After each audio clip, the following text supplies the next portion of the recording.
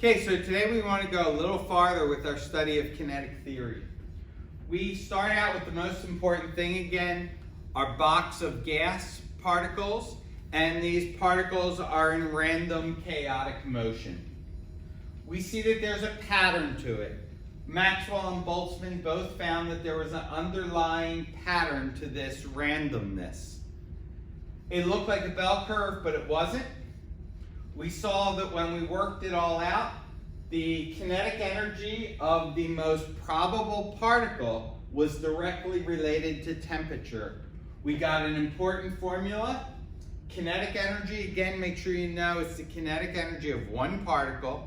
Which particle? The particle with the most probable speed is equal to Boltzmann's constant times temperature. Make sure your temperature is in Kelvin. The Boltzmann constant, you can see again, is second from the bottom, 1.38 e to the negative 23rd joules per Kelvin. If we wanted to find our kinetic energy, again, you make sure you're in Kelvin, you plug it in, you put in Boltzmann's constant, you get your kinetic energy in joules. Expect tiny numbers. You're getting the energy of one particle inside that box. Which particle? A particle that is moving at the most probable speed.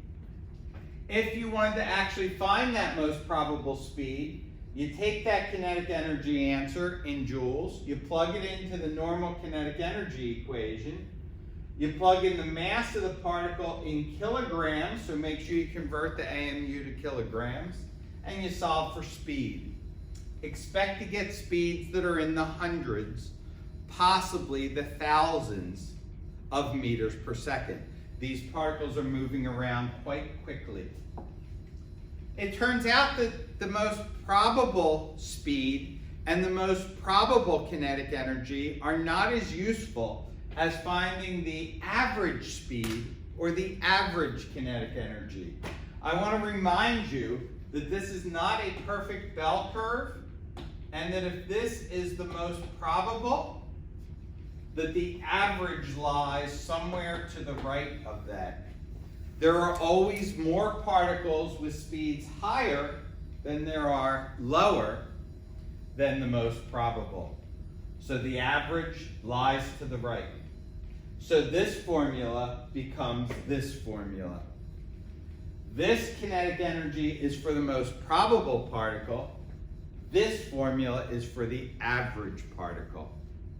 It turns out that the average particle's kinetic energy is a much more useful concept. You just take the kT that we had before and you multiply by a fraction of 3/2.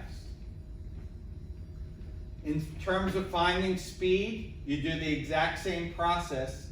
You plug the 300 into the new formula. You plug the kinetic energy into the kinetic energy formula. You take your mass in kilograms and you solve for the speed. Your average speed, again, should always be a little bit higher than the most probable speed.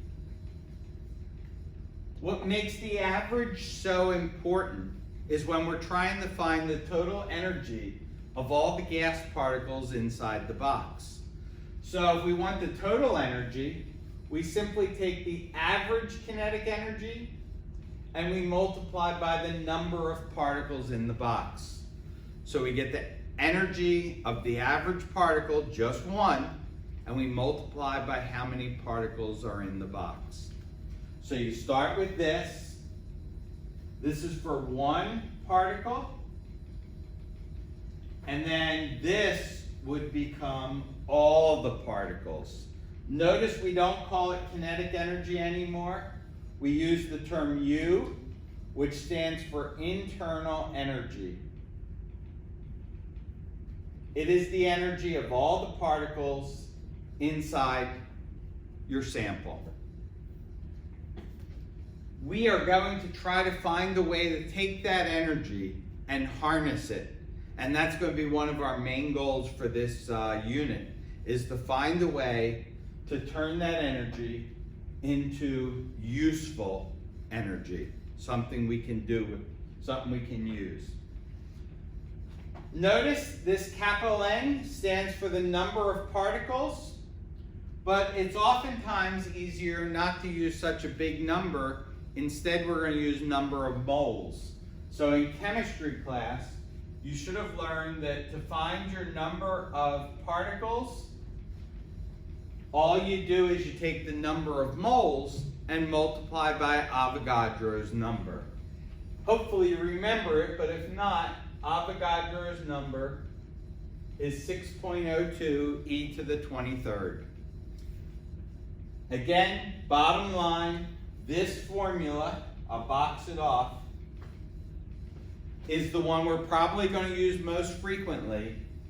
This formula tells you the total energy of all the particles in the box. We'd like to find ways of making that energy useful to us, and that's where we're going to be going pretty soon. All right, so that's it for today.